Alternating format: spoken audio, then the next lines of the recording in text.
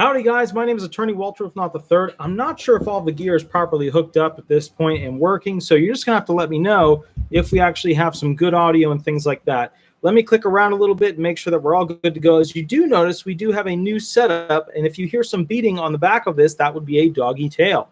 Let's make sure our audio is proper. Okay, looks good. Let's make sure our output is proper. Okay, looks good. Everything looks good.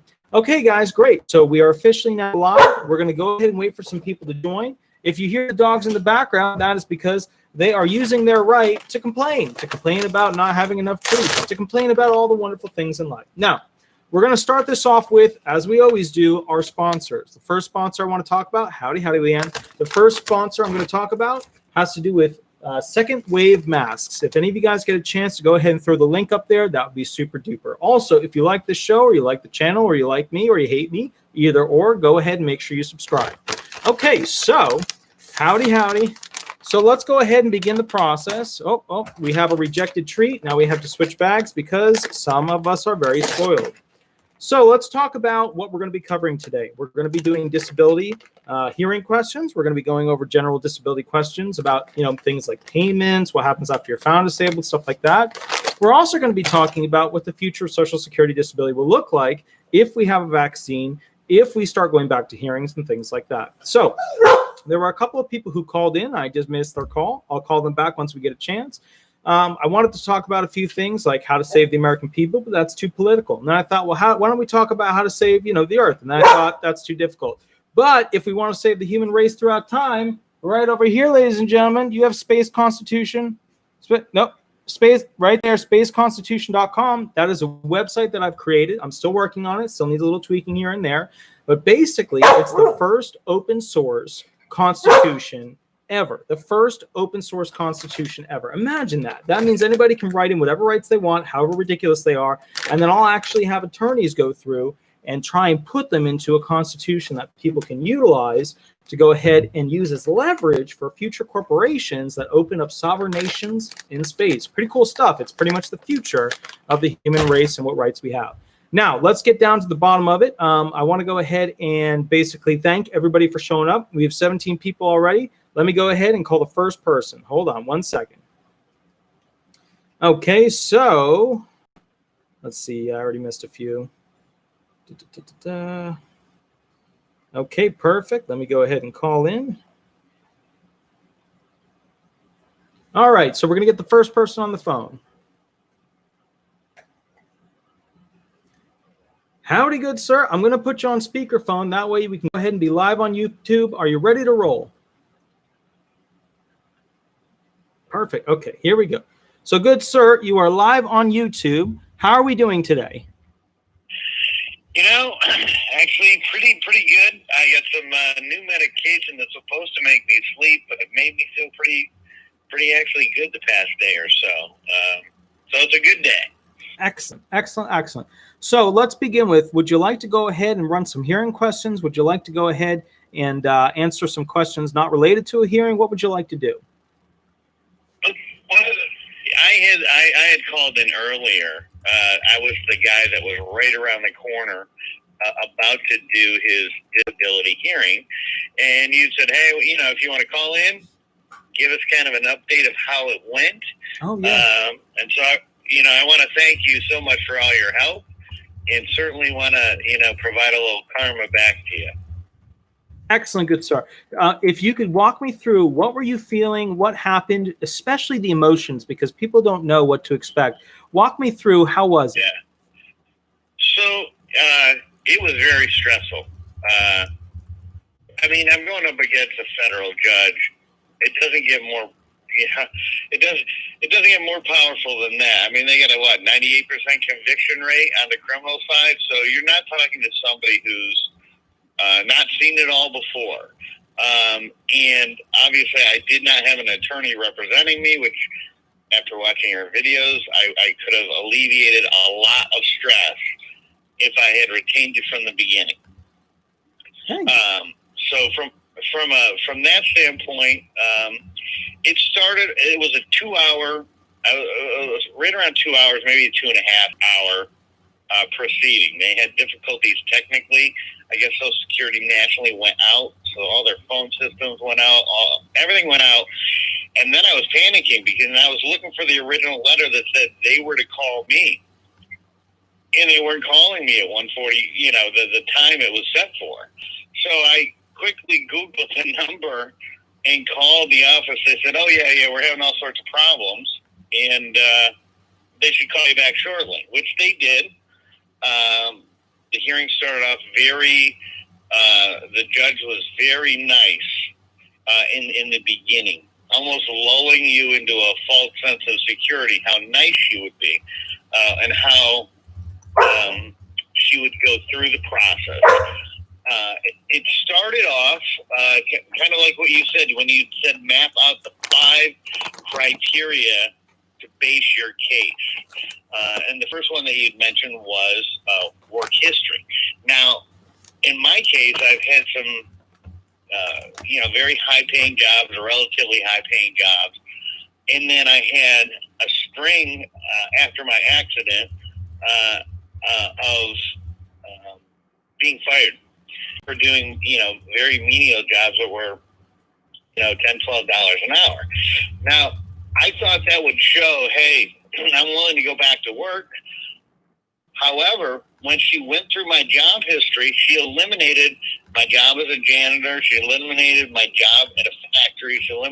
And I was like, that was kind of like, I thought I was going to go through that and be able to describe that. And I said, Your Honor, can I ask a question? And she said yes. And I said, you're missing a couple. And I said what they were. And she said, those jobs were not enough income to be counted for Social Security earnings. So we won't be going over those today. And I was shocked because part of my case was I can't do a simple job. And obviously that work history showed that. And so I started to get upset a little bit. I said, I asked her a question and she said, and she immediately rattled off the statute to eliminate that discussion regarding those positions. And all I said was, I understand I asked, can I ask another question? I said, I understand, but regardless of whether I would be compensated for those jobs, it goes to proving my ability my residual functional capacity to do simpler tasks. And then it was shut up. I mean, the vibe I got, the feeling I got was, okay, I pushed the federal judge enough, time to shut up. And it's hard because you can't see their facial expressions. It was over the phone. And maybe if I had been there in person, I could have seen and I would have shut up sooner. So now I'm on edge about that. And maybe the first hour, and I can't, as you mentioned them, maybe I could tell you what the exact questions were. To me, a lot of them were around things they already knew. For example, when I had my initial application filled out, I told the person that was helping me fill it out that my shoulder hurt. And for whatever reason, they sent me to a Social Security specialist on the medical side to evaluate my knees. So she asked me, one of the questions she asked was, did we send you to a medical doctor? I said, yes. He said, what was it for? I said, well, the person, and I just told the truth. I said, the person that asked me, I said, my shoulder hurt. Next thing you know, I'm going up there to get my knee inspected. And I told the doctor immediately. And she's like, so you have no medical issues? And I said, no. This is more on the mental side. So, most of the questions, again, it's very difficult over the phone because at one point she said, alleged symptoms. I want you to go over your alleged. And after a little scrap about introducing evidence of jobs that I had taken, I said, okay, Your Honor, am I going to get an opportunity? And that's where she broke it down. She said, well, what I'm going to do is I'm going to go through a series of questions. You're going to answer them. I will give you an opportunity to say what you need to say. Now, every question that she asked was a poignant question that forced you into a yes or no answer. There's no ambiguity. It was not ambiguous. It was, and it very difficult. I know in some of your videos, you're like, well, here's your opportunity to present your case. And I understood at least that she was going to go through her questions, and I just answered them. Just answered the questions from the judge, and she gave me the opportunity to go through my side of the case, which I took your formula and basically connected. She didn't even ask me. She didn't ask me why can't you go back to work. She said, she was like, well, tell me what your symptoms are, and that's where I could interject and talk.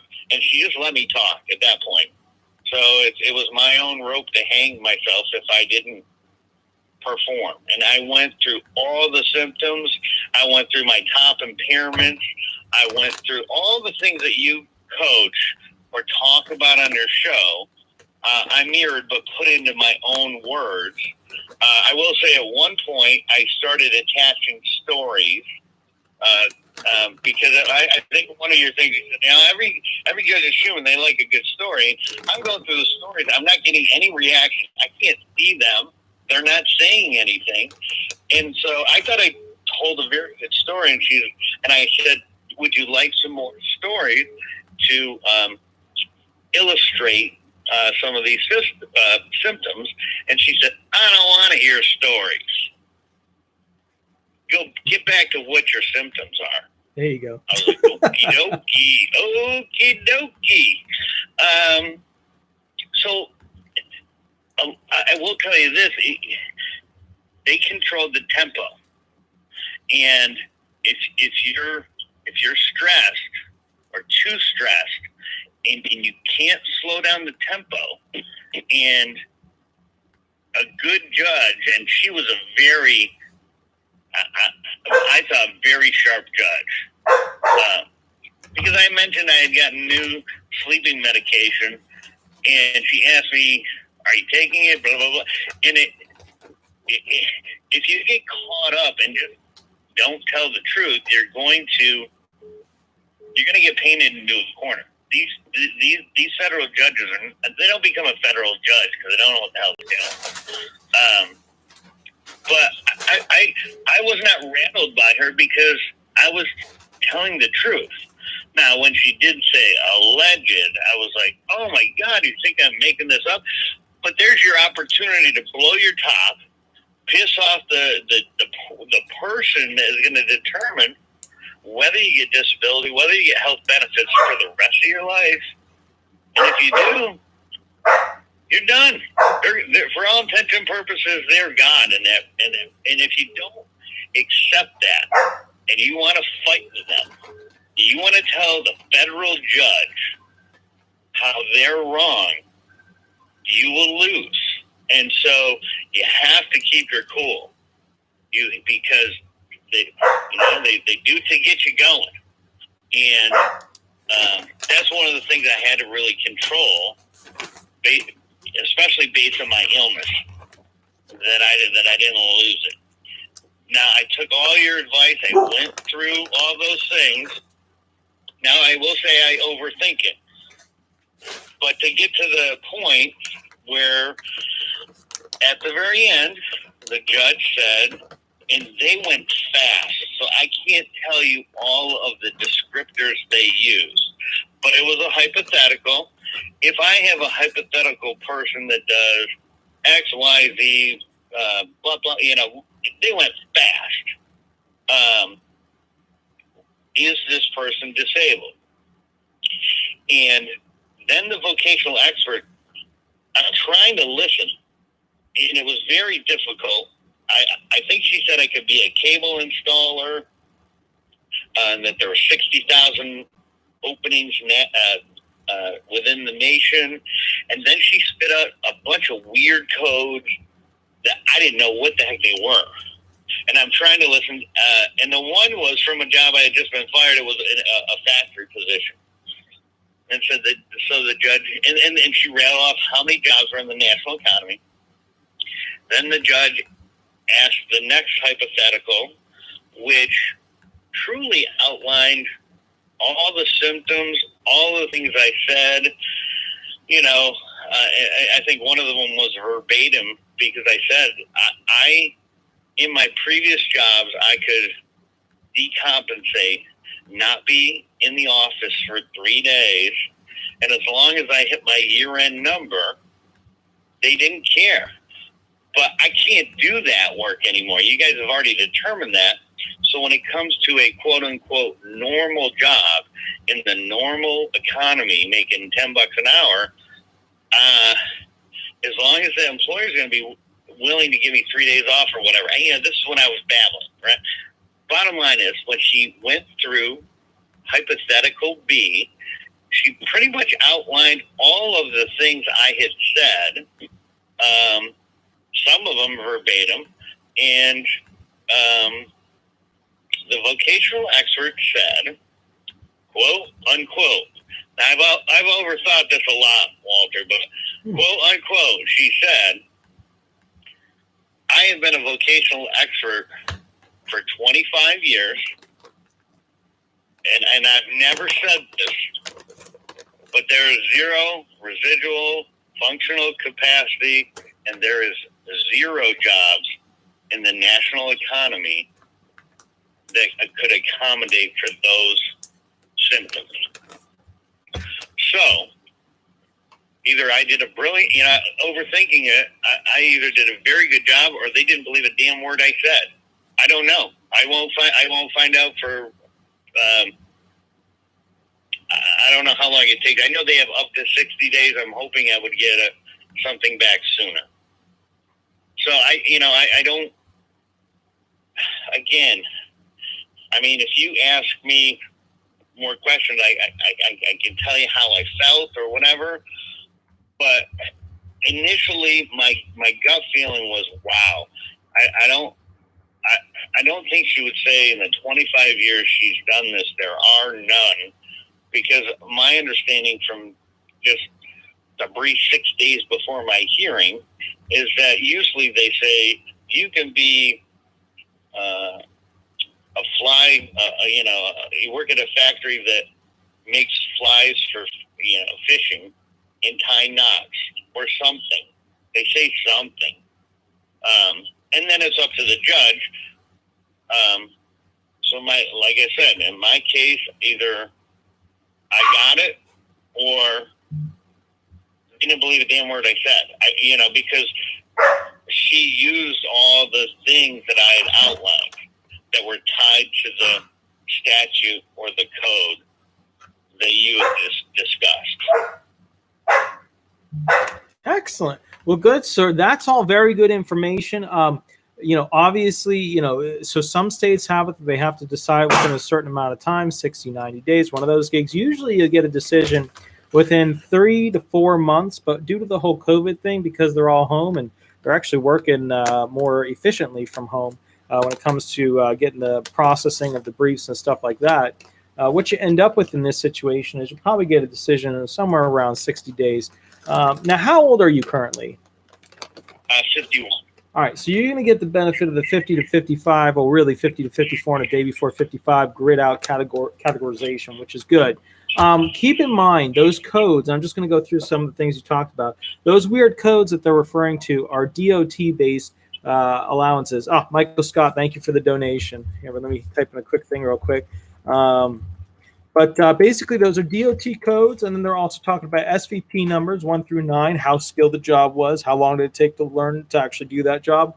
They're also talking about how many of that job are available in the national economy. What it sounds like is a potential grid out for your particular situation. Now, What that means is that, they'll go ahead and look at the grid options for sedentary and light for somebody in the 50 to 54 and a day before 55 category, and they'll see if you line up with an approval option. Next thing I want to talk about is the judges have all the power. Although sometimes the judge will say to the writer, hey, writer, I want you to go this way. I want you to prove this claim. And then the writer will screw up and do the opposite and write a denial letter, send it out. And then, the judge is supposed to look at it, sign off on yada, yada, but somehow it'll still go out. That's the only time the judge doesn't have the power. It's when the writer really screws up. Other than that, the judge has all the power. So you did the right thing when they said alleged symptoms. And that's not in the legal industry. That doesn't really mean, hey, we think you're a fake or yada, yada. It alleged in the legal, system is one of those terms that we throw around very easily. It's not meant to offend people and things like that. But it's because, look, there's a lot of objective and there's a lot of subjective evidence in the file. A subjective evidence notation would be the story you're telling her. An objective notation would be a machine that they hooked you up to and printed out medical information, and the doctor used that to make an analysis and a diagnostic impression. So the judges, they throw around the word alleged quite often. A lot of judges won't use it because, people not in the industry could get offended, but this time this judge did. Now, when it comes to stories, you can't tell them, would you like to hear a story? You have to go ahead and incorporate it into your testimony, because if you tell them, I'll give you a story, then what that's really telling them is, let me tell you this fabled, enjoyable walk through my brain. The forest is filled with creatures and wonders. And what they really want to hear is just quick, simple answers. But what you've got to get good at is giving a short story that pulls at the emotional heartstrings and gets the judge still to believe you're on point. The other thing I want to talk about is tempo. Okay, so usually when I run questions with you guys throughout this system online, the tempo is very slow and relaxed, and everybody's, rubbing each other's back and singing the kumbaya. The reality is, as you just stated, the tempo is very, very fast. And the judges will push you into a position where you're left with the only option being answering in a yes or no question. The reason they spend so much time creating a system like that is because they just don't want to have to spend a lot of time with you giving longer answers. Because, like you said, you were allowed to just kind of talk and talk and talk. Now, with that said, a lot of claimants will talk themselves into trouble. But at the same time, if you're giving the judge the information they want, they're usually not going to cut you off. However, some judges, and there's really three types of judges when it comes to the cutoff situation. Some judges won't cut you off. Some judges will cut in, and some judges will literally end the hearing and say, I've heard enough, thank you. We have all three of those types in Orlando, which is where I do most of my hearings. With this particular case, you had a judge that was willing to listen. Now, let me ask you this, though. How long did your hearing actually take? I believe they were a little late to it. I want to say, give me just a second here. Sure. 2 hours. 2 hours? 2 hours. 2 hours and 10 minutes. Okay, so that's about an hour and 10 minutes too long. And the reason why is that the judges usually keep hearings to 45 minutes to an hour for repped and around 30 minutes for unrepped. So yours was way too long. So one of the things you got to watch out for is, what were all the things that you said during that, testimony section? Now, the other side of the coin is, you've watched a bunch of videos, you've prepped yourself heavily, you know what I'm talking about with the speeding bullets and the top 50 ALJ trick questions, all that stuff. So you've got a pretty good shot of watching what you say. But just as a, remember this, talking to these judges, they like bullet points. It's kind of like talking to a sheriff or a police officer.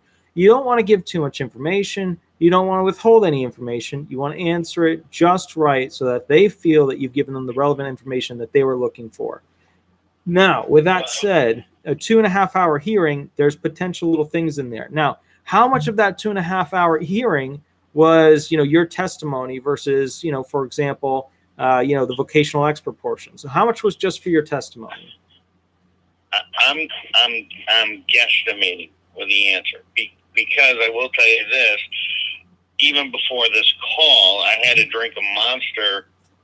This is me hyped up on a couple Monsters. Sure. Okay. When I did the hearing, I take some pretty heavy medicine that and I was freaking out. Right. And I take it as needed, and so I took it. and I was slow. And I don't know if that helped or hindered, but I don't know. Being in a high-end sales, it part of me said, "Hey, if I come across like I can sell a federal judge, then I guess I'm not really that disabled." I mean, if I wrote my own brief, who knows? If I was in my manic phase, I could have carbon copied one, wrote one to my own, not plagiarized it. But then it's like, if this guy can do this, write his own brief, he can't be disabled. And one of the big questions she was asking was, how often does it happen? So my answer was, I don't know, because when it happens, I'm usually told by an outside party that this occurred, this behavior that would not be proper in the workplace. I digress. Walter, what was your real question that you want me to answer here?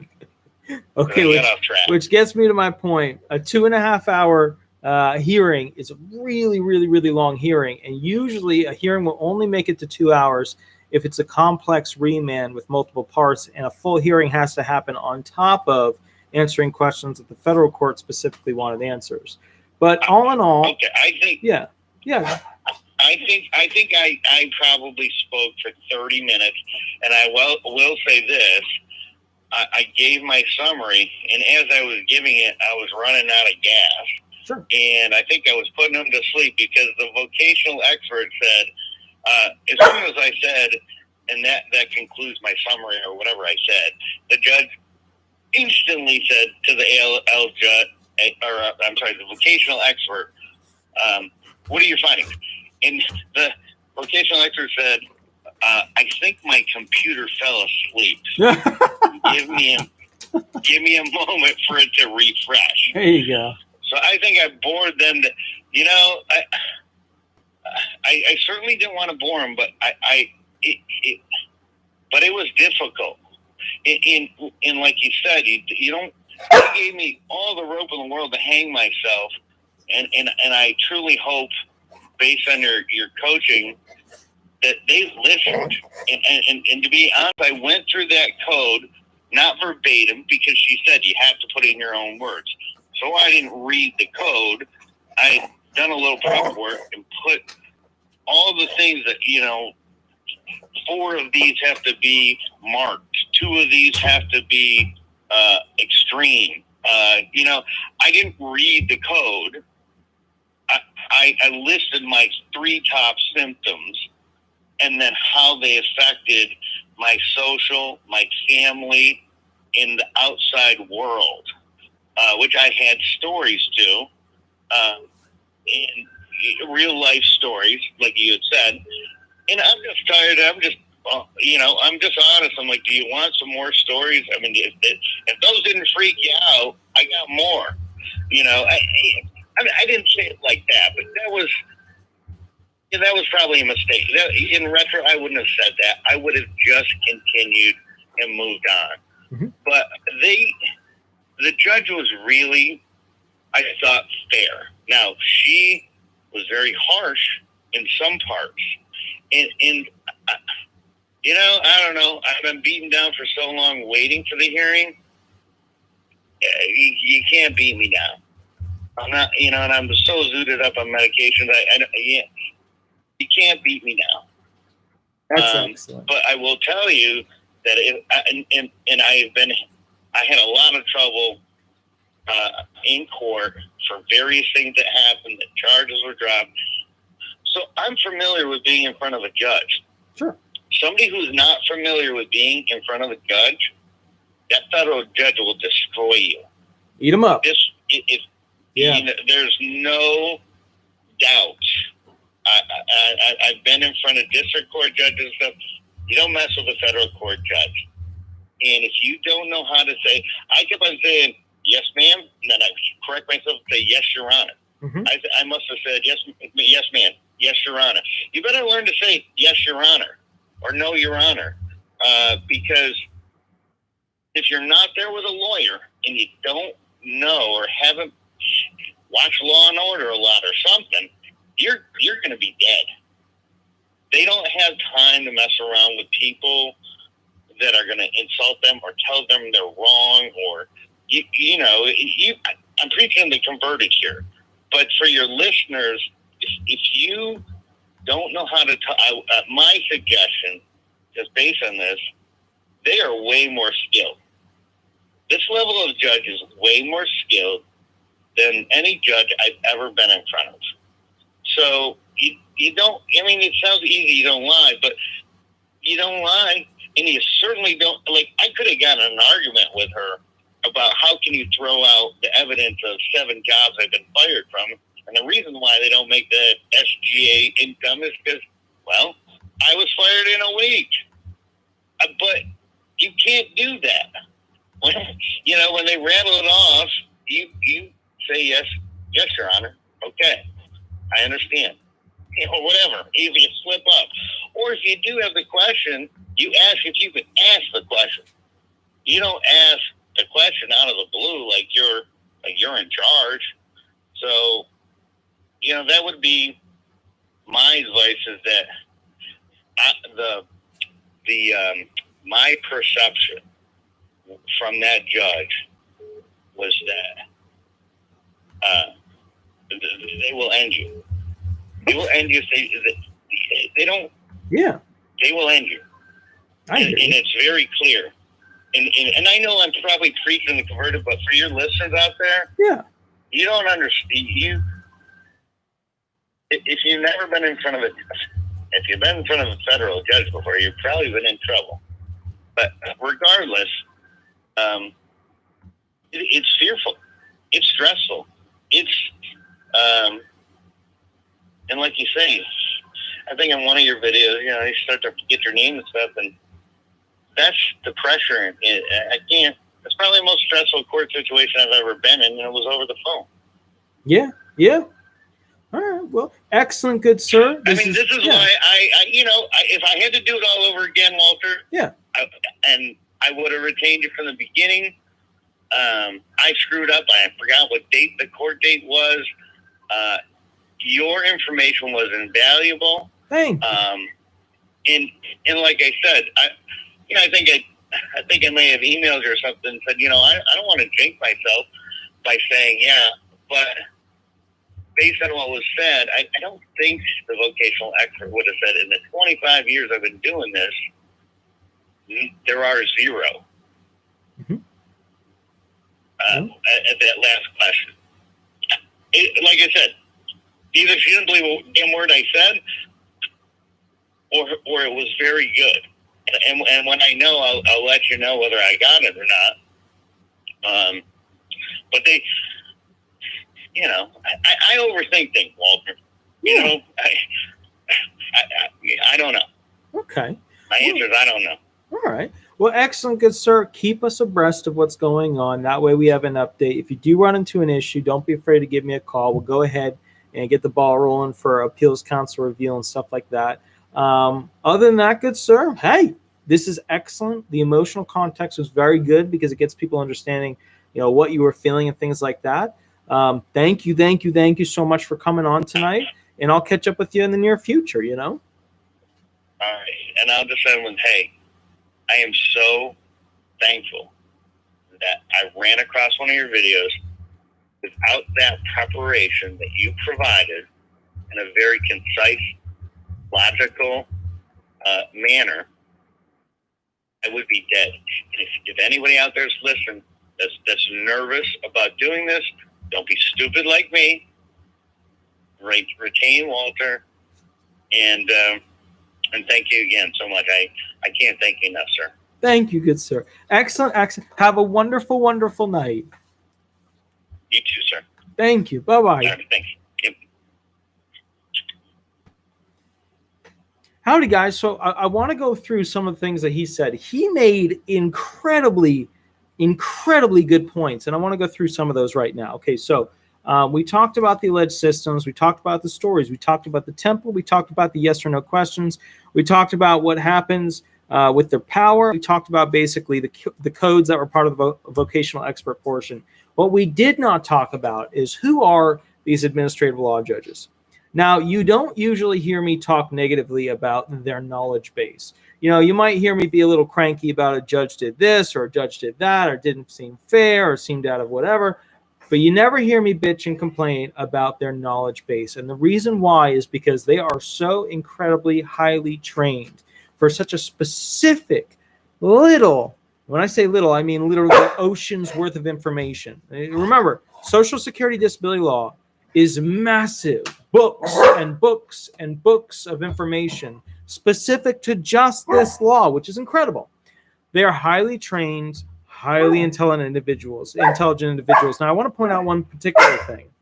They are in tendency mostly hiring right now, from what I'm seeing, only those individuals that are writers, and then they're basically converting their attorney writers into judges. That's what I'm seeing a lot right now. They are not getting attorneys who work in the field. From my understanding, what I heard is a rumor. I can't defend it and say definitively this is it. But basically, we have a little battle going on below me between the two dogs. But basically what that means is that I think a lot of the attorneys that they would hire, I think that they're worried about their percentage of passage rate being too high. The ironic thing with this whole system is that the only attorneys that are really, really going to be able to, have an understanding that's a full breadth totality of the circumstances understanding are attorneys that worked on the other side who are now judges working for this, for the government. So one day they probably, maybe won't, I don't know, go back to going ahead and hiring attorneys out in the field to go ahead and be a judge. But as of right now, they're just not doing that. They're just hiring the writers and converting them into judges for the most part.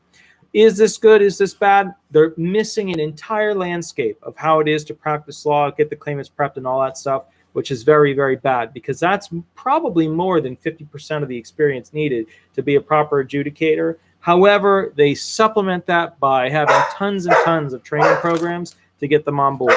All right, now, hopefully Sweetie will go ahead and shush. She gets into little battles with Shadow. I'm going to give her one more treat. If she keeps going, she's going to go in the other room. But the bottom line is, guys, we're going to go ahead and take another caller. I hope you're all ready to roll. Let's go ahead and take the next caller. One moment. Actually, okay. Okay, perfect. All right, calling them right now, guys. Give me 1 second.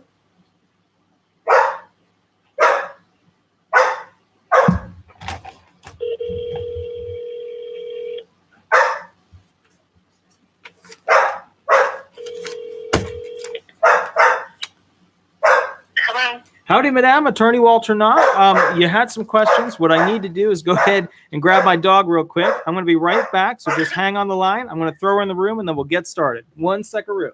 Okay.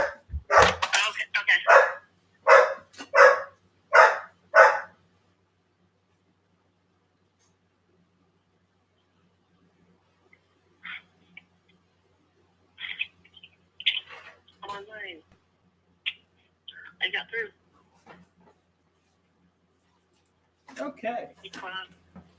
All righty, Madame. We're going to go ahead and get the show started. So you have some questions relating to Social Security disability law. Walk me through what's going on.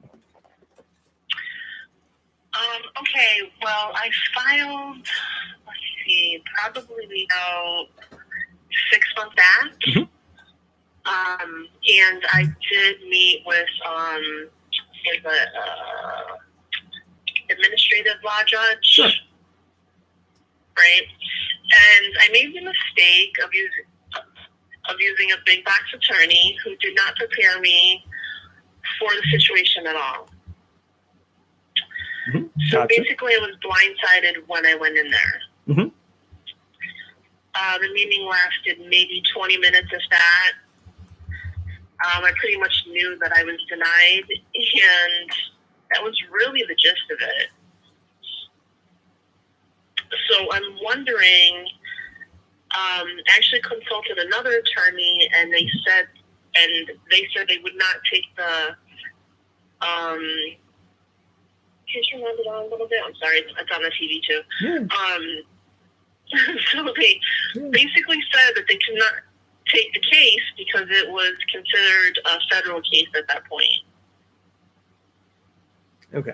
So there's a couple of issues with that right off the bat. First and foremost, the SSA docket includes the administrative law judge hearing and the appeals council thereafter. All of them are federal. So there's a little Yeah. descriptive issue there. The other thing is that what he's actually representing to you is that the level that he's not willing to really take you to is appeals counsel, because he's probably not certified to take you into federal district court, which is commonplace for a lot of these Social Security disability attorneys. They'll take you to the hearing, but they will not take you into the next level up, which is the higher, more difficult level, which, let's call it like it is where you have to do some heavier duty brief writing, some heavy filing fees, all that jazz to keep it rolling. So you got the denial. Right. I could hear it in your voice. You're a little upset about it. Can you tell me, Yeah. what did you read the brief? Did you go through what the judge had to say? I'm sorry, I didn't hear the last thing you said. No problem. When you did you get a chance to read the brief and see what the judge had to say? I'm trying to think if I have the brief somewhere. I was just so upset. I really didn't read through the whole thing. The only thing I read was from the, I forgot what the individual's name is, but she said that I was qualified to fold towels, and that there was a big demand for that in this area. I'm in the Tampa, Florida area. Mm-hmm. So that's why they denied my claim. So you can fold towels like a pro. All right, walk me through this. Yeah, beyond the pros. Yeah. Okay. When it came to the vocational expert portion of this hearing, what cross-examination questions did your attorney bring forward? As far as cross-examination, she was asking me what I did on a daily basis. She said that she got information that I walk my dog 5 times a day, which is not the truth. I let my dog outside 5 times a day. Mm-hmm. So she thought I was basically physically able to do a lot more than what I was saying. And I also want to add that I'm a 90% disabled veteran Mm-hmm. as well. So, I'm dealing with going to doctors and that sort of thing through the VA administration. Mm-hmm. Okay. So, okay, walk me through this. Now, during the actual vocational expert part, the part where they're talking about, hey, there might be this job, that job, the judge asked some hypos, things like that. You tell me, basically, what did your attorney say to the vocational expert? What cross-examination did the attorney do with the vocational expert? Well, he did tell her that I was on a lot of medications and that it's really not feasible. I don't drive a car. I'm not driving right now because it's not safe due to the medications that I'm on. Mm-hmm. He also said I have a hard time with detailed tasks or carrying out tasks in detail, and then I'm highly distracted. He also said I can't sit for too long, stand for too long, that sort of thing. Mm-hmm. I'm trying to think of what else he had said. It really wasn't a lot. I'm going to be honest with you. Like I said, he did not prepare me for this at all. It was a Zoom conference. Sure. I didn't know what to expect with that. I didn't know what they were going to ask me. He never told me. Mm-hmm. And I was just kind of thrown to the wolves type of thing. I tried to do the best I could. Yeah. I'm trying to think what else he said during cross-examination. He asked me who cleans my house, who does all the cooking, that sort of thing. Okay. Now, but just for the vocational expert portion, that's where you're doing the back and forth. What do you do with your pets? Mm-hmm. What do you do with home stuff? After all of that, Mm-hmm. when the judge started saying, okay, hypothetical question, and the vocational expert started saying, okay, I think there's this job, this job, this job. After all of that, what questions did your attorney ask? After that. At the very end of the hearing. It was so long ago. I'm trying to have a hard time recollecting exactly what he said. Okay. All right. It's So hard for me to remember what he said. I gotcha. Okay. So what this means is that you've got an issue here where, basically he asked the basic questions, went through the yada yada. Did you ever get a chance to, did he have an opening statement? What did he say in that? In the opening statement, he concluded that I've been actively seeking treatment for 10 plus years, and that I have tried various jobs and was unsuccessful. I went to college, almost completed a degree, was unsuccessful with that. So it shows a pattern where I'm successfully trying really hard to progress, and there's all these different obstacles in the way. But there is a history of, of me trying to overcome these things, and it just didn't happen. Okay. All right, let's do this. So when it comes down to, I can even tell a little bit right now you're kind of scattered, and I know that was kind of far back in the day. What was the actual denial date on the letter? The denial date on the letter, I know it was over 60, it was about 60 days ago. Okay. So, all right, did you ever submit, your 520 to go ahead and say you need additional time to review, potentially if you want to go to appeals counsel? No, I never received a letter like that. Okay, gotcha. All right, your attorney should have at least given you that if he was going to exit out of it. Did he quit at that point? He just said, I'm firing you, the claimant, I don't take claims here, yada, yada, yada? Yeah. Okay. All right, so you have a total of 2 options. Option A is to find an attorney that's local to you. So geographically, where are you located? I'm in Tampa, Florida. Oh, all right. So just tomorrow, reach out to me, and I'll see if I can look at this thing and basically get an AC review. In the meantime, you need an immediate 520 to go ahead and submit, and then basically get the extension of time to submit a brief thereafter if there's grounds to go ahead and file. The grounds come in 2 flavors, factual and law. But basically, the most used ground is basically that the doctors that you had and were utilizing were not considered in total or in part by the judge as part of his examination and or adjudication, which means the ultimate rendered brief. So bottom line is this.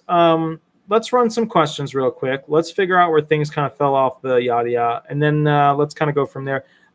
Let's skip the age ones, or let's skip the name ones. Let's go right to the age. Madame, how old are you? I'm 45. Okay.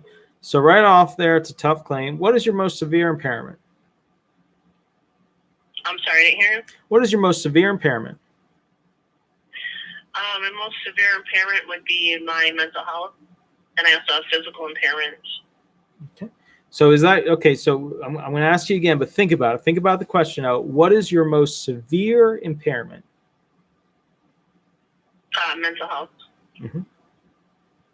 That's good. Now, I'm going to be quiet for a moment while you think about why am I asking again, what is your most severe impairment? Anxiety, depression, panic attacks, bipolar? Oh, okay, you're looking for something more specific. I have severe panic disorder. Okay, good. So we've got panic attacks. We've got severe panic disorder. Excellent. List for me, what are your top 5 impairments? I'm sorry, I didn't hear you again. What are your top 5 impairments? So my top 5 impairments would be severe panic disorder, major depressive disorder. I don't know if that would be one. Yep. 3 more. I have, let's see, difficulty with memory and concentration. Okay. Would that be considered a disorder? Well, you're going to look for the specific name of the disorder. I'm going to give you a moment to think a little bit more about it too, because SRT 392, thank you so much for your donation. I really appreciate it. So, Madame, top 5 impairments. I'm going to help you out real quick. Let's start off with the basics. Okay. Panic attacks, depression, anxiety. Do you have mood disorder or bipolar? You tell me. Do you get angry? Do you get happy? Do you swing through that? Do you blow up at your husband easily? I'm sorry? Do you blow up at your husband easily? Do you get angry easily? Things like that? Oh, yeah, all the time. Okay, cool. So from the mental side of the coin, we're looking at panic attacks, depression, anxiety, bipolar, and then we probably have some sort of schizoaffective-based foundation. I mean, do you have any psychomotor reflexes, anything like that? I'm sorry, any psycho... Psychomotor reflexes, that's where like your body will move, but you're not aware of it. Like you're tapping your hand, you're tapping your foot. Yeah, yes, I do that. Okay.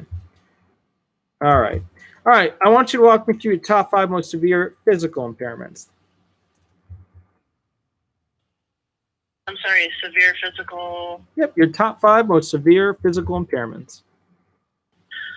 Okay, so my top 5 physical impairments would probably be... now I'm trying to think.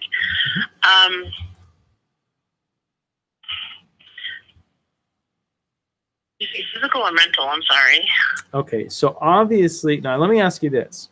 Is the memory difficulty due to medication side effects, or is this one of the impairments? It's one of the impairments. Okay. All right, so now help me out with this. When did you start having memory issues? When I was in the military. Okay, and how long were you in the military? Total of 8 years. And how many years going back in time from when you got out? So how many years until you got out did you start having memory problems? It's pretty much right away. So year 7 into it, or year 2 into it with 7 years left to go, you were having memory issues. Mm-hmm. Okay, now walk me through this. What are the percentages apportioned for your VA rating? I'm 90% right now. Mm-hmm. But the question was, what are the apportioned percentages for your 90% rating? Okay, so it's 70% for mental health, mm-hmm. and it's 30% for migraines, mm-hmm. 20% for a rotator cuff repair, mm-hmm. and 20% for damage to the other shoulder. Okay. All right, so we have some upper body limitations. Walk me through, what are your top 5 most severe physical impairments? Top 5 most, you said physical. Mm-hmm. Okay, so I would say with the migraines, mm-hmm. And pain a lot, foggy, mm-hmm. basically, top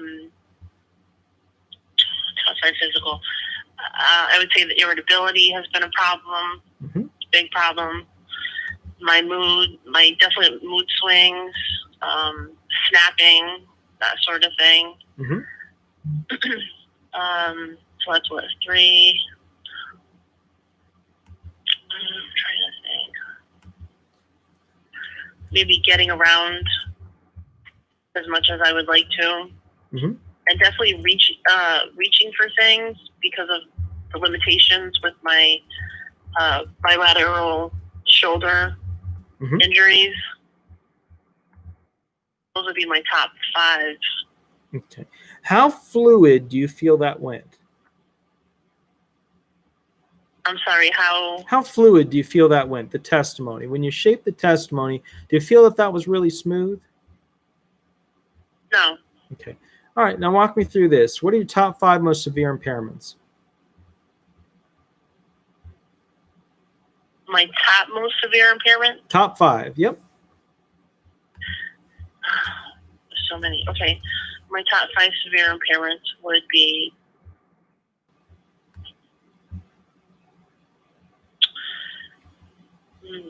it's so difficult. mm-hmm. I would say probably my memory. Mm-hmm. I have a very hard time remembering. Sometimes I have to leave notes for myself to try to get things done and remembering where things are.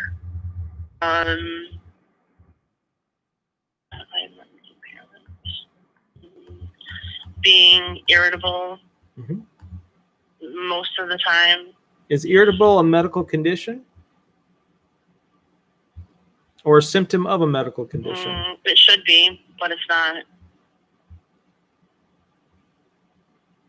Correct. I would say my limitation as far as reaching for things, grabbing for things, holding things. I drop things all the time. And I already said my memory. I have 2 more left. Now I'm forgetting. My migraines, which are debilitating.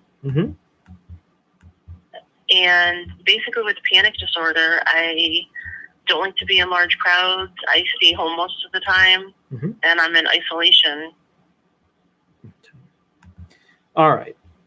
Now, you are completely and utterly unprepared for this stuff. Yeah. Jeez. All right. That's why I called you. No, yeah, no, I gotcha. And I feel bad because I just feel like you really, and I feel bad because I know, and this is what always happens. So don't feel like you're out of the norm. You are actually the norm. And the norm is basically where you go into this hearing, you don't know what's going to happen. You do some questions, the whole thing's all over the place. You come out of the hearing, and then basically you feel like what just happened. Right. So, okay, let's go through, and kind of break this down a little bit to make it better for you. All right, let's do this instead. Let's go macro. Let's go big on this thing so you can go ahead and see where we're going with the whole layout of this. The introduction to a hearing has to do with your name, date of birth, age, you gain or lose weight, how tall are you, how much do you weigh, the basics. Those are the intro questions. Super simple, important, but they're important for statute reasons, so they don't seem like very important to the claimant. The next questions we always go into are like the education questions. Highest level of education, what's going on, did you get a special degree, were you in special education, do you have some sort of clearances or anything like that. Then we talk about, okay, what groups are you part of? We're cross-checking. Oh, I can't work, but yet you're a Mason that works at the yada yada as part of the yada yada, or hey, you've still got government clearances and you're a bodyguard on the weekend, all that stuff. So then basically what we go to is, we go to what are your impairments? What's your top 5 most severe impairments? For you, the big thing is breaking it down into what are the top 5 most severe mental impairments, then what are the top 5 most severe physical impairments. Once we get through that, we then go to medical. Okay, do you have insurance? What's going on with your claim? When it comes to pain, where do you feel pain? What's keeping you from working? Yada yada. And remember that the toughest question that everybody does a crap job on is why can't you work? And that's because they don't realize they've got to look at the past jobs they've had and then make a choice from there. They don't realize that they have to go ahead and explain what it was at their jobs that they used to do, and they don't go and explain, what basically. What their impairments are in relation to those things, what was the most difficult for them then, what's the most difficult for them now. They just don't have the rubric, the taxonomy, if you will, of what to do with it. So we go through that whole spiel. Once we get through that, then we go into basically, medications. What meds are you on? What side effects are you getting? Then we go into social functioning, gardening, home repair, mowing, taking care of pets, social interaction, how you get along with others, bosses, coworkers, friends, family, and the general public. We talk about listing specific questions. Then we go into prior work, what'd you do, how, yada, yada, sleep cycles, hygiene, transportation, food prep. We go into hand manipulative skill abilities. We go into postural limitations. We go into getting dressed, laundry, cleaning, negatives, drugs, alcohol, tobacco, environmental restrictions, technology. We go into a lot of different categories of questions. And a lot of them are set up to go ahead and get you to say you can do stuff so that we can counter that against the medical evidence that you have and say, medical evidence says she's pretty bad, but she can still do A, B, C, D, E, F, and G, which is the whole trick question thing. That's why I put out those top 50 trick questions.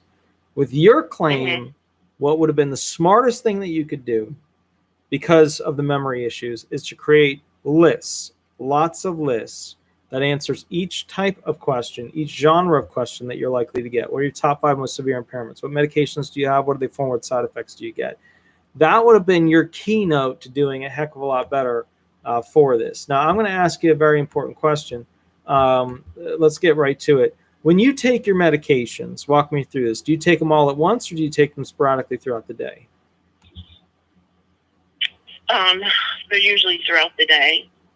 Okay, so tell me this. How many medications are you? I'm not going to go into the full thing of which ones, but how many medications are you currently taking? 1, 2, 3, 4, 5. About 6. About 6 medications. All right, now walk me through this. Do any of them cause you side effects? Yes. Okay. And can you walk me through what are the most common side effects that you get? And don't forget to use urinary urgency. You're going to forget it. Don't forget to use it. Go ahead. Okay. Urinary urgency. There we go. We got the best one right up front. That's good. We made it. We did it. It was good. Excellent. Go ahead for the next one.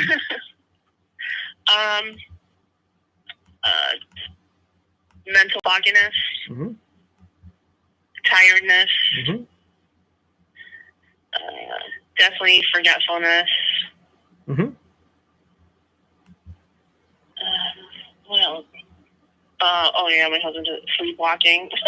Mm-hmm. So I sleepwalk. Those are probably the major ones. Okay.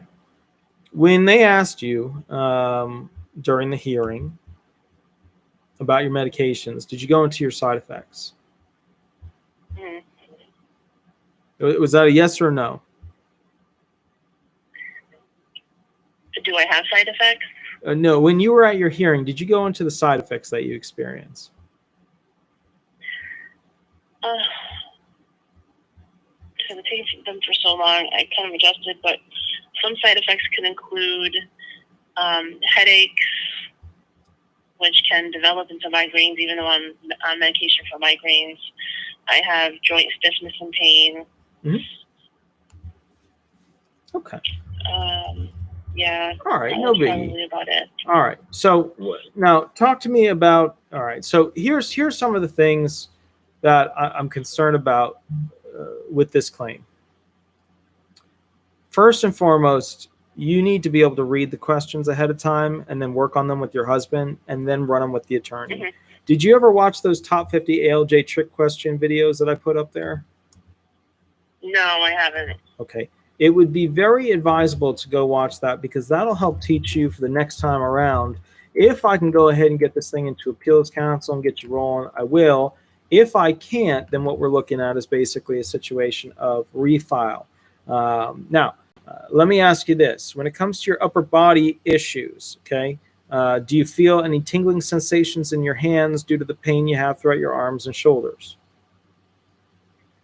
Yes. Okay.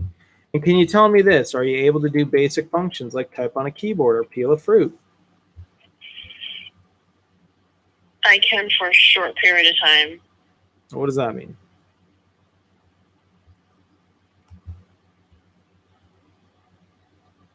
I'm sorry, I didn't hear you again. So what does that mean? Probably for like 15, 20 minutes. Okay. All right. So we have to go through.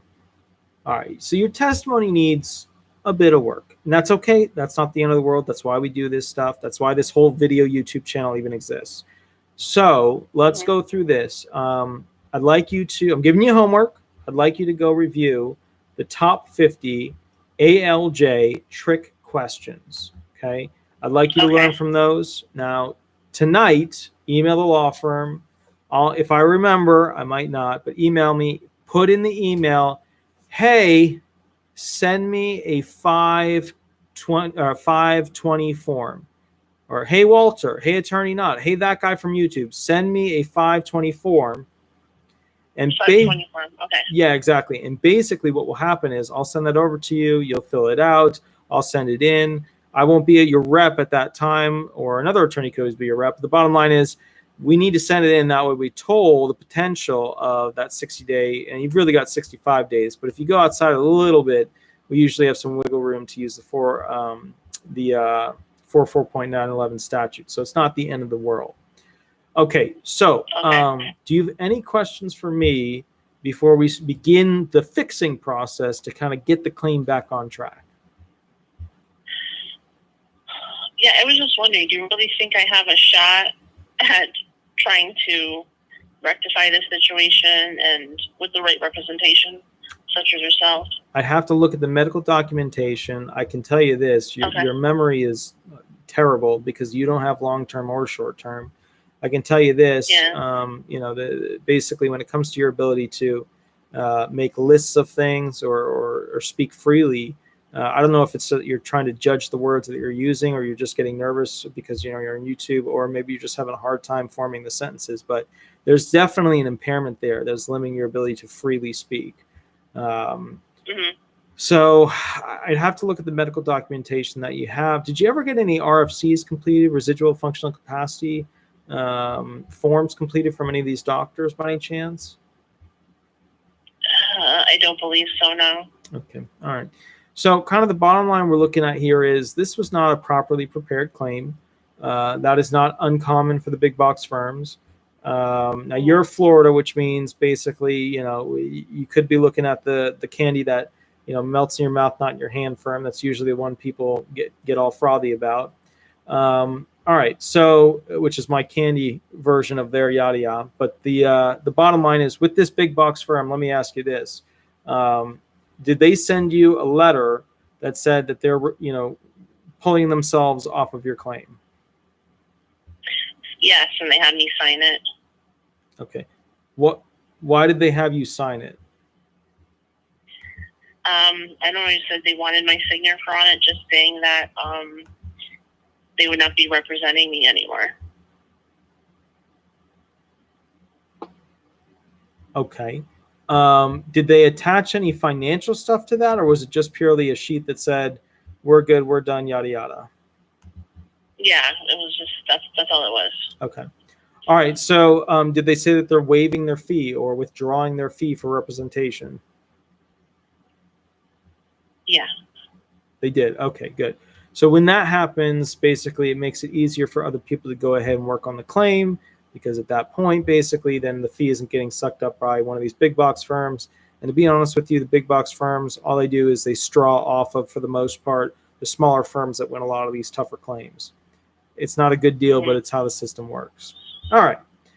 Do you have any additional questions for me before I go to the next caller? No, I'm just going to look at the video that you told me to look at and try to make sense of all this. Perfect, madame. I will catch you a little bit later. Have a wonderful, wonderful night. You too, and thank you for all the information. I really appreciate it. Absolutely, ma'am. Thank you so much. I'll catch you later. All right. All righty. Good night. Bye-bye. Bye. Okay, guys. So, all right. So here's what you need to know. That was a claim that had a claimant that was very not used to the hearing questions, difficulty with memory problems. And my concern is that because of the big box statement, probably not all the medical evidence was collected if it could be collected. So there's that. I'm getting another call right now. 1 second. Hi, this is Attorney Walter Hnot. You're live on YouTube. How are you doing? I'm doing well. Hi, Walter. Howdy, howdy, madame. So do you want to go ahead and run some hearing questions or have me answer a specific question? Yes, I'm going to have my hearing in, unfortunately, November 4th, first thing in the morning after the election. Oh, there you go. In Portland. Yeah, and God. and so, that's irony. Yeah, I know. Oh, it's terrible. And so yeah. Well, don't go outside. I have PTSD. Oh, that makes it worse. Yeah, I know. So does everybody else now too. So I guess I'm not unique anymore. Oh, geez. But yeah, my attorney. They said that I have over 1,000 pieces of paperwork and medical history, and I've been going to therapy three days a week for years. And so go ahead and ask me some questions. I'd be happy to answer them. Now, do I have the right to be tough on you, or do you want me to do a slow swing at a slow rolling softball? Let's just take it slow. Okay. We're going to do softball, no baseball today, people. COVID is out there. All right. So, all right, here we go. Let us begin. I don't even know. I don't even watch. They're not doing baseball, right? I'm assuming they're not because MLB isn't doing it, and or not. No, the NBA isn't doing it, and the NFL isn't doing. Are they having baseball or no? I don't know. I don't really even watch know. TV. Yeah, me either. All right. I'm going to do this in a relaxed fashion. I'm going to throw in some tough questions. During one part of it, I'm going to go quick on you. So keep up with the tempo because that part is going to be like it actually is in a hearing. Are you ready? Yes, sir.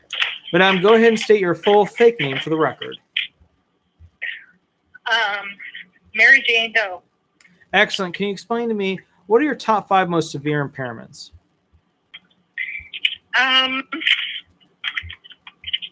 All right. My top 5 would be major depressive disorder, of panic attacks, anxiety, I have insomnia, and agoraphobia. Okay. Those sounded all like mental. Are we talking about any physical? Oh, okay. I have fibromyalgia. Okay. I also have hypervigilance. Mm-hmm. Of chronic fatigue, Mm-hmm. and like brain fog, like general malaise with memory problems. Mm-hmm. Gotcha. So we gotta. So you're always tired. Yes, always tired, and my body's been usually in a low grade pain. From the fibro. Okay. All right. So can you walk me through this? How old are you currently? I'm 45. What's your current weight and has your weight fluctuated? I am 150 pounds, Mm-hmm. and I've gained 20 pounds in the last year due to side effects of medications I'm on. Okay. How many medications are you currently taking? 1, 2, 3. I think about 5. Okay. Walk me through this. What medications are you taking? What side effects do you get from them, and what are they for? I take 1 milligram Xanax 3 times a day. Mm-hmm. I take 16.5 milligrams of Ambien every night. Mm-hmm. I take ketamine, Mm-hmm. nasal spray twice a day, Mm-hmm. throughout the day as needed. Mm-hmm. I take Wellbutrin every day, Mm-hmm. and clonidine every day. Okay. Gotcha. Side effects?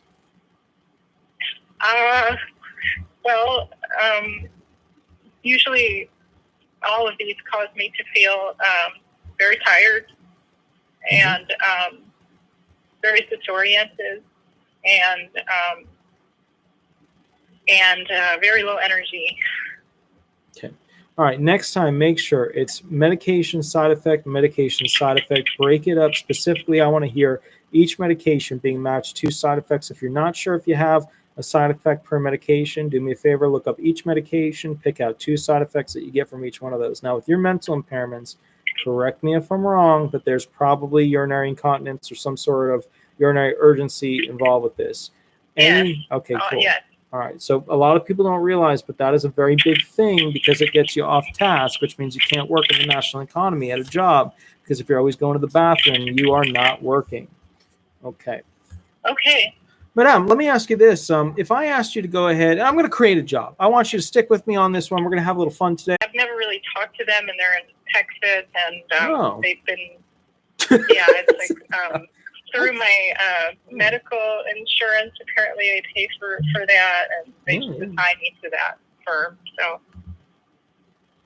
they what? Yeah, I have OHP medical insurance. It's from the state, and I qualified for an attorney through my insurance because it's covered. So they assigned me to a firm in Texas who has my file, and sometimes they contact me just to let me know that they're still handling my case.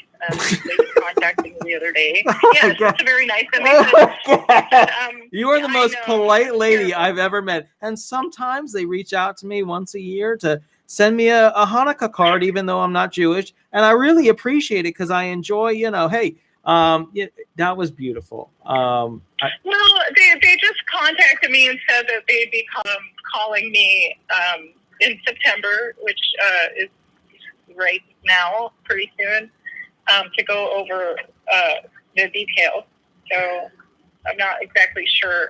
But I did ask them, I said, do I even have a chance? And she said, well, I have over 1,000 pieces of paper here, and we probably wouldn't take your case if we didn't think you had a chance. Oh, my God. So. All right. So I just want to take a moment there.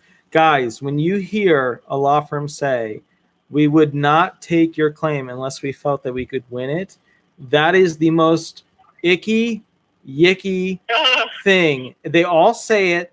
They all do it. And you know why? It's because they're trying to put your brain at ease so you don't ask the follow-up question of, well, why do you think my claim is so good? I have the other problem. My claimants are so damn educated. They call me up and they go, so what did you think about the medical evidence from this appointment on this day? And I'm sitting there going like, oh, now I got to go pull that thing up. So look, when they say that, guys, that what they're really saying to you is, please don't ask me any claim specifics because they don't know them at that time. Okay. So basically, your insurance company sets you up with an attorney. I mean, is the insurance company going to pay for this attorney, or what's happening with that? Yes, it's covered. I'm on public assistance, and I have medical insurance through the state, and they pay for me to pursue SSI for the attorney fee. So let me ask you something. Who gets the attorney's fee at the end? Not me. So then you're really not getting anything. So if they win, they still get paid. I'm not exactly sure how it works. I think they take a percentage if I win, and if I don't, then I don't have to pay them anything. I don't know who pays them. I'm not sure if that's even legal, to be honest with you, for an insurance company to specifically set you up with an attorney for your disability benefits. There's companies out there where you have the option of choosing a law firm that they pick and yada, yada. But you're saying this is the one that they selected for you. I wish my memory was better. Yeah, I mean, you're like fine, yeah. It's HSI, I think it's the firm or something. I don't know what that stands for, but okay. Yes, I just know that I'm not financially able to pay, and they know it, and it's just. Well, disability attorneys are free until they win your benefits, right? Yeah, I'm not sure. All I know is that I need help and that I filed some papers and I'm pursuing it. I don't know the details or minutia of that. All right, so let me tell you this. I'm not even sure if it's legal what your insurance company is doing to go ahead and specify which attorney you should go for and then basically collect the fee if they are successful in winning your claim.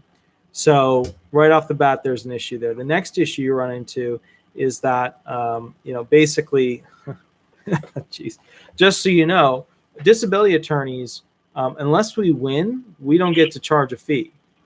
So the bottom line is you don't have to pay anything for any disability attorney you could choose or pick until they win your claim. So whether you have $1 million now or not $1 to your name, you can choose whatever attorney you want. So just keep that in mind for the next go around kind of spiel. If you get a denial, just keep that in mind for the next go around. All right. So there's definitely some issues there. All right. Walk me through this. So have they talked to you about opening statements? Have they talked to you about, what they believe is your best listing that you're lining up under? What have they said to you at this point? They have said nothing. It's a firm called the Robert A. Higgins and Associates. I don't know if that's helpful or not, but what have they told me about anything? Nothing. They have sent some functionality reports that I filled out, and I sent them back to them. I've released all my medical records to them. I mean, they haven't really questioned me about anything, but they did call the other day to say that they are aware of my hearing in November and that my attorney will be reaching out to me in the coming days. So that's all I know. Okay. All right. So this is Higgins, Roberts, and Associates? It's Robert A. Higgins and Associates. Okay, gotcha. So that's this one right here. Dallasworth, Dallas. Yes, Okay, gotcha. All right. So this is actually what seems to be a bankruptcy firm that does some disability stuff on the side. Okay. That's very interesting that a Portland insurance would set you up with a Texas-based law firm that is a bankruptcy law firm, not necessarily a disability law firm. I agree. I was trying to get an advocate here, but there are no more resources available because of all of the community advocates are booked. So, well, I mean, you could always hire a different attorney. You know, that's not outside of the realm. Yeah, I know. It's just really hard to make those kind of executive decisions with this kind of disability that I have. I just feel like I'm fight, flight, or freeze, and I'm frozen. So I realize that, sir. All right. So let's run some more questions. Let's get you ready to roll. Are you currently a part of any clubs, any groups, any unions, anything like that? No. Were you ever in the military? No. Okay. Walk me through this. What's your highest level of education? I have my GED, and I did go to cosmetology school for a couple of months. Okay. Over the past 15 years, which is what we call the past relevant work period, walk me through this. Have you used any of that specialized training to make money? No. Okay. Why not?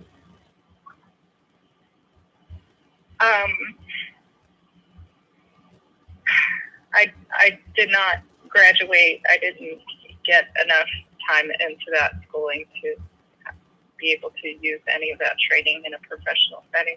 Okay. And that was well over 15 years ago. Okay.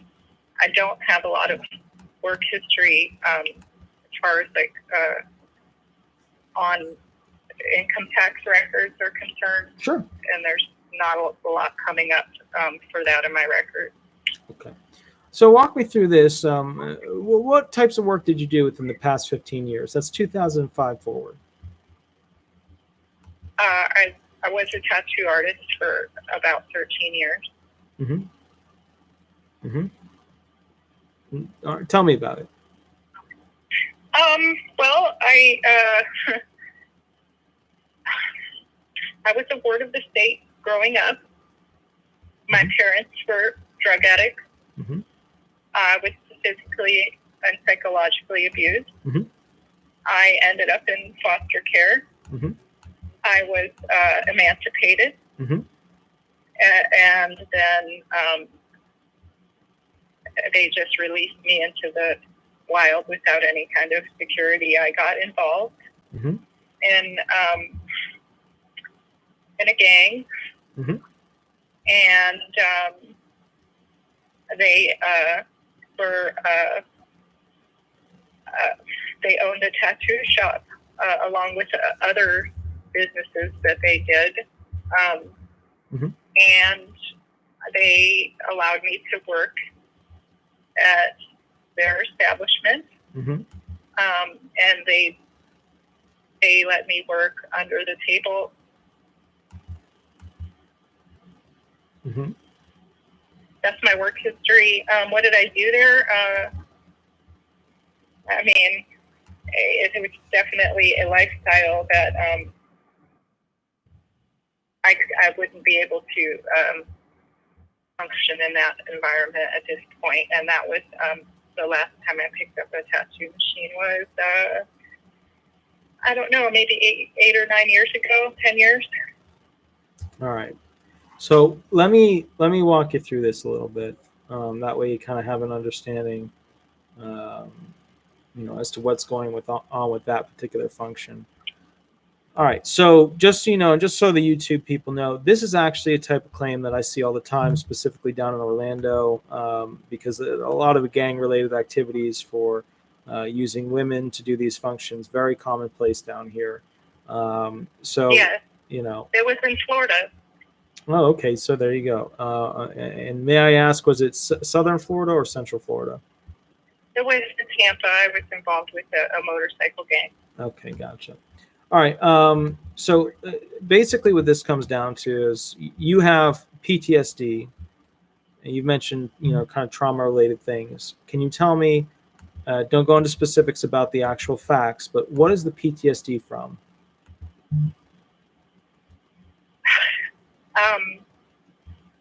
Well, I feel like when I was born into a situation that it was not very typical for the average person.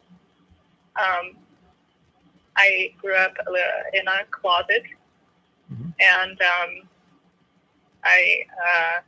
in a crack house. That was very traumatizing. It shaped the way that I function to this day. After I was emancipated, I married a person right away because I didn't have a place to live, and I didn't know this person.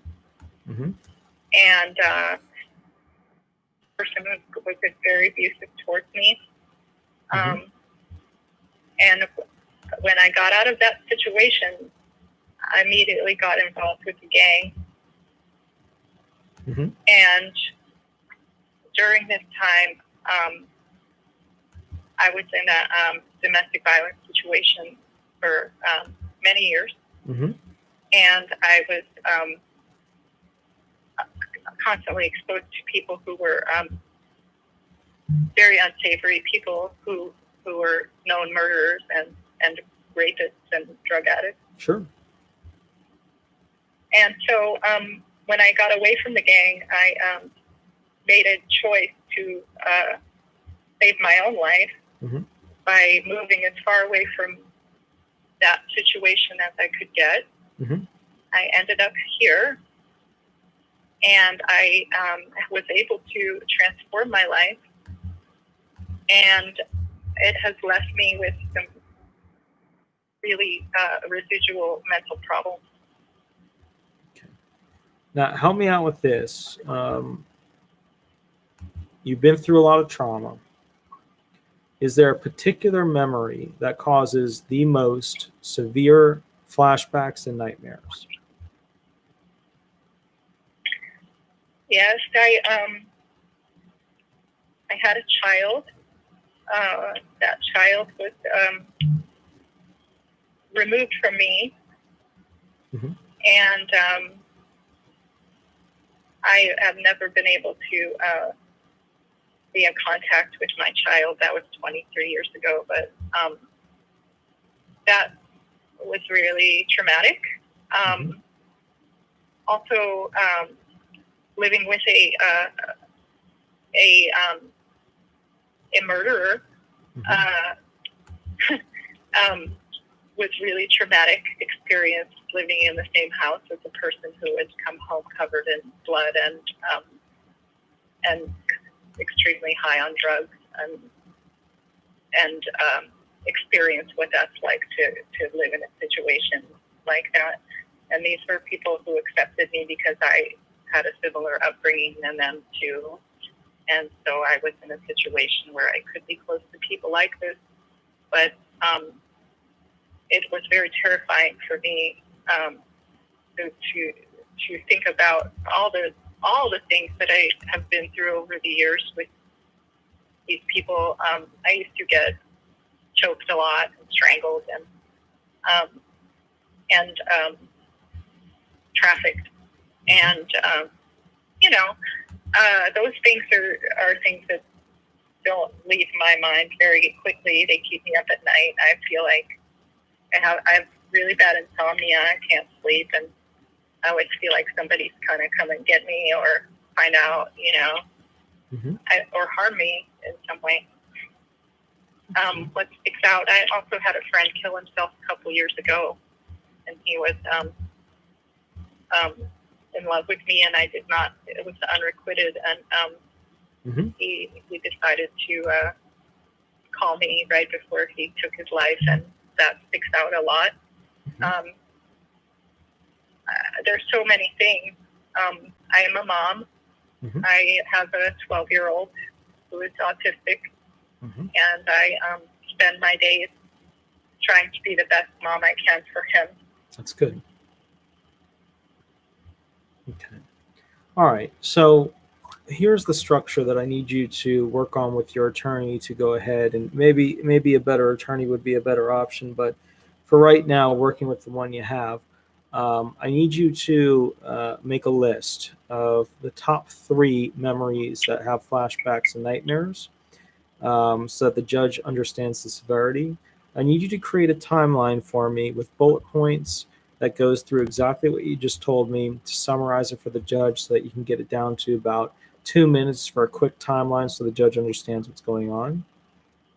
I need you to go ahead and, as you're explaining these things, make sure you reference some of the more terrible things. You mentioned he comes home with blood, but you would also mention things like what else he would bring home, drugs, and nature of that.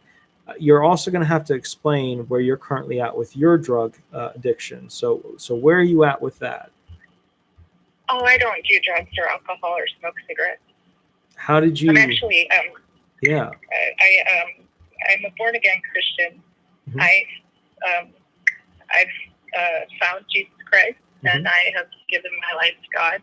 Okay. And I've completely transformed Good. myself into a better version of me, the best person I can be. But I still have trauma, and I go to therapy 3 times a week. That's excellent. I'm so glad to hear that. That's absolutely wonderful, because a lot of people in your position, they don't let alone making it out, they don't ever get to the point where they can say that they're off of the crack cocaine and alcohol and constantly puffing up the cigarettes and everything. So congratulations, ma'am. That is big. That's very big. So you're headed in the right direction. Yeah, absolutely. Now, when it comes to your medical evidence, I want you to make a list of all the places you've been. I want you to put next to that list approximate years that you went to them. I want you to put next to that what you went to them for. And then I want you to go through with your attorney tomorrow. I want you to call him tomorrow, because you're in control of this. You're going to call him tomorrow and say, here's my medical. I would like you guys to start obtaining the medical because it's taking longer due to COVID. And so basically, they can go and get the medical ahead of time. And even if you already have 1,000 pages or whatever, they can fill in the gaps, because I assure you that there's still stuff left out there that needs to be obtained. Okay. All right. The other thing I want you to watch out for is this. Sometimes you're going to get some mean judges. We have a couple of those in Florida. You're in Portland. I have no idea why you're in Portland when you came from Florida, because that is a leap. But bottom line is this. We're going to skip that part and go right to, here's the things the mean judges will do. Now, I'm going to beat you up a little bit. Are you okay with that? Sure, go for it. Ma'am, explain to me this. So you have one child. How old is the child? He's 12. Actually just turned 13 the other day. 13 years old. Can you explain to me, does the child go to school? He's in distance-based learning, yes. Okay. And what does that mean for you?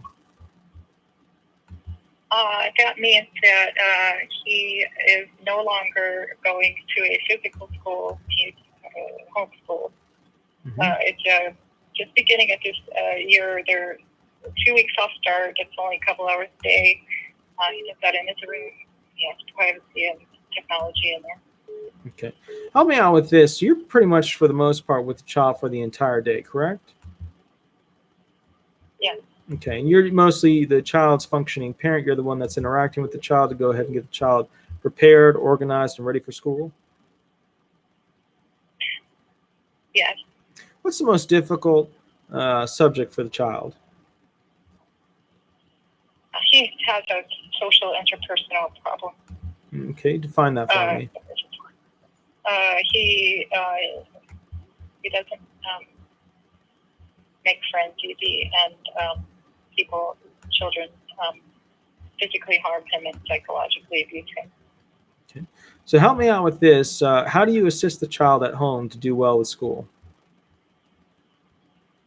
I have a personal support worker that's provided by the state. He has a disability. He's part of SSI, and we are assigned a care provider. Okay. And how do you teach the child the school activities? Do they have a teacher as well? Is it an online school? How does that work? He has an online curriculum. He's not academically slow. It's a different type of disability, but he is very sharp with his computer learning. And he's a smart kid. That's excellent. So a smart kid, but he's having some difficulty. What are his grades like?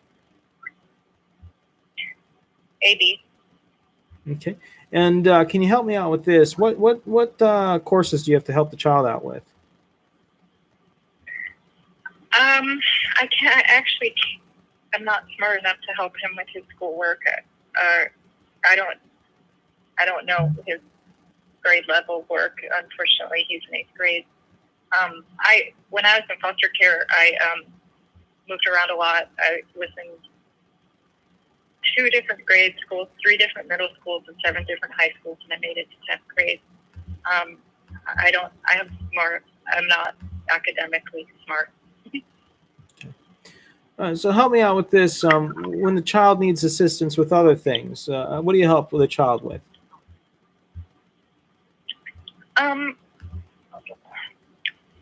What do you mean by other things? Getting ready in the morning, having to take care of a pet, maybe interacting with others, like at a grocery store, things like that. Well, I mean, we have a care provider. They're assigned to us. I think it's 140 hours a month. 140 hours a month. Yes, they help us with our daily needs, like shopping, helping get us into the community, taking my son to his appointments, and making sure we get our groceries. And that's just a personal support worker. Okay. All right. Normally the way I would attack you, but honestly attacking you just for the sake of this show is, in my opinion, not necessary. The way I would go after you, well, yeah, but the way I would go after you if I were in a hearing is to go after, the functions that you perform on the child's behalf, since the child's only 12 years old. Make sure you explain how the child handles most aspects on his own. Then I would go into, well, what about when the child was 9? Well, what about when the child was 5? Yada, yada, yada. So just be aware to be able to explain how the child is above and beyond the usual curve, and then be able to explain the SSI is provided in particular because of his impairment. So now, and also remember that child's SSI check, if he's doing well with school and going through all this stuff, they probably will try and cut it off once he turns 18 or 22, depending on how long he's still in high school. So just kind of keep that in mind as an acknowledgement. They'll put him through an adult CDR once he reaches 18 to go ahead and review the claim in total. So I don't want that to be a surprise to you. Okay. Yeah. This is not a hard claim to win. I would still like for you to consider alternative attorneys that are local to you. I think Cheyenne right now online is actually making a list of potential law firms based upon the best reviews, which is really kind of her because that's a lot of work to find out which one is. It actually takes a while. I'd like you to do this. I'd like you to call these law firms, present the claim to them in a simple summary form. So write out a 1 paragraph, tell them that, and see if they're interested. Some of them are going to say they're not interested because there's another attorney on it who hasn't waived their fee. But still, This is good practice for you to talk to attorneys, because I can almost guarantee you if your attorney hasn't been in contact with you that much, there's not going to be much additional contact going forward. And when you go into this hearing, you're going to have a tough time. Okay. All right, let's keep running a few more. Oh, go ahead. Yeah. I don't even know what I'm going to say. Go ahead. So, man, let me ask you this. Are there things in the environment that cause you to have a more severe impairment? Things like bright lights, loud sounds, hot, cold, maybe vibrations, maybe the sunlight, things like that? Yeah, I live in the city. I feel very insecure going outside. I have agoraphobia. I don't go outside a lot unless I have to. I feel like I'm triggered a lot by people being near me. Mm-hmm. I can't be touched, and I don't want to touch anybody else. I don't want to be looked at. I'm covered in tattoos from face to feet. Sure. And I feel very uncomfortable being outside. Mm-hmm. Why Portland? I'm curious. What happened was I was involved in a gang. I met a person randomly that was not affiliated with his gang. Mm-hmm. He saw what was happening to me and was concerned that I was going to die. Mm-hmm. He offered to take me with him because he had already made plans to travel to Alaska. And he said, if you want to come with me, I can help you. And I did want to go. And that was the first person who offered to help me. And I had an opportunity and I went. And that's how I ended up in Portland. Why not Alaska? We went to Alaska, and he had a seasonal job there, and I tagged along and tried to defragment from my experiences in Florida there. Mm-hmm. He had another seasonal job that he was traveling to after that gig, and we were passing through Canada and mm-hmm. Seattle and Portland. And the reason I'm in Portland is because we just really liked this city back when it was different, and decided to stay here instead. And that's where I put my roots down. When I got pregnant, I decided to make a stable life for my son. Mm-hmm. Okay. All right. So, all right. This is not a claim that's hard to win because, and I mean, the first thing out of your mouth needs to be PTSD when it comes to the top 5 impairments that you have, then lead up with the physical one, because I'm sure you're unfortunately beat around quite a bit by those individuals in that gang to cause the upper body trauma that you do have. This is not a hard claim to win. Did you collect any of the police reports, though, of what happened back in the day, or was your name never incorporated into any of the activities that occurred? No, I wasn't. They don't accept women into the gang. Okay, but when you were attacked by others that were part of the gang, was there ever a police report? Or no. Okay, gotcha. Sometimes there is, no. Yeah. Okay. I did get attacked by my son's father. He strangled me in front of the baby, and there was a police report there. He went to prison shortly after. Okay. I had a restraining order against him for 5 years. Okay. What county did that happen in? That happened here in Oregon. Okay. Do me a favor. Call the local sheriff's department or whichever was the authority that reviewed it. Give them your date of birth. Let them go ahead and look it up. Pull the claim. Go pick it up, or have them go ahead and mail it if they'll do that. And then basically from there, you'll have police evidence of some of the trauma that's occurred in your life, which is important for the judge to have objective evidence. Okay. Perfect. I can do that. Excellent. Madame, do you have any additional questions for me? Because I know there's like 6 or 7 people that are nudging me to give them a call. Yeah. No, I didn't even think I would get through, actually. I was just building up the courage to make a call, and I'm really surprised that you picked up. It's really good to talk to you and kind of to demystify some of the things that I'm about to go through. Appreciate you. Absolutely, Mida. I'm so glad that you called in. And remember, things are going to get a heck of a lot better when your son has a check and you have a check. And the only thing I can pass on to you is when you are found disabled, please don't tell a lot of people, especially with your background, because what they'll do is they'll try and go ahead and get your identification details from back in the day, and they'll open up accounts. They'll do fraudulent workers' compensation. They'll do disaster relief against you, and then all of a sudden they'll kill your credit by taking out loans that you'll have no idea are actually open. Oh, okay, that's good to know. I don't really have any friends or talk to anybody anyway, but I definitely will not if I do get a favorable decision. All right, Walter, thank you very much. It's been a pleasure talking to you, and I really enjoy your lives. Excellent, madam. Have a wonderful, wonderful evening, and all the best with your hearing. God bless you, sir. Take care. You as well. Bye-bye. All right, bye-bye. Okay, guys, so that was a really interesting claim that I want to go through real quick. That's a claim that is not hard to win unless you get a very traditional judge who's not accepting of kind of things that happened in the past with background. And sometimes when you march a claimant in there with a lot of tattoos and you have an old school judge, they tend to be a little bit like, oh, what's going on here? The tough thing about that claim, which is actually the savior for the claim, is that there's no work history, which means there's no SVP 3, 4, 5, 6, 7, 8, 9, which means we're dealing with SVP 1 or 2 unskilled jobs, which means this is not, they're only going to be able to proffer jobs that fit within the yada yada. And with all of what she's been through, and that she's been through some really hectic criminal situations and seen things that were absolutely terrible, and she turned her life around. Now, I have a soft spot for people who are able to beat drugs, beat alcohol, beat tobacco, and beat horrible, horrible gang-related situations. And the reality is the only way you can truly beat those is to completely move to a different side of the country.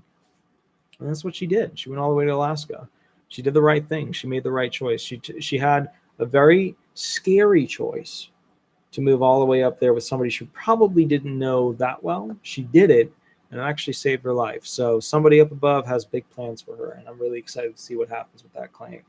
All right, guys. So let's go ahead and go to the next person that's calling. Let me go ahead and see what's going on here. So here's the thing, guys. There's so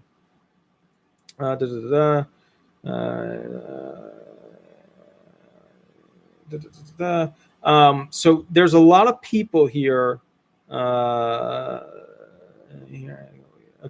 That called in or that want me to call. I'm just going to try and link it up because there's text messages and there's missed phone calls and things like that. So I'm just going to try and bring it all together real quick. So let me see real quick. Let me do this one, and then while I'm calling this person, I'll kind of look up the next one.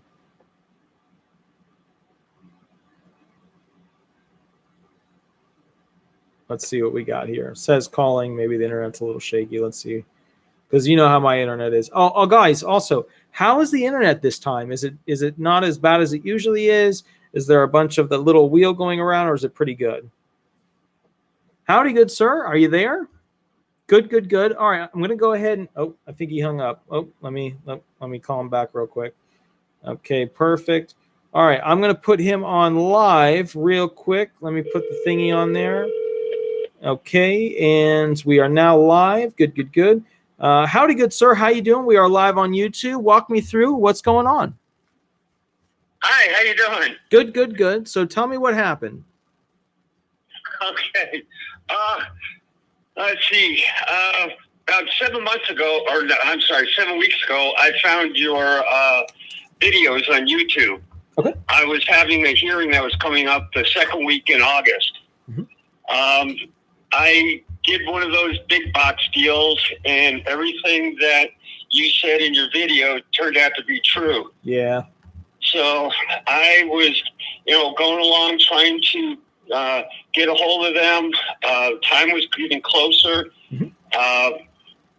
Long story short, they finally reached out to me 6 days before the hearing, and I asked them, who's going to represent me, who's going to do this, who's going to do that, and they basically said, you are going to be represented by a outside attorney that we just contract with.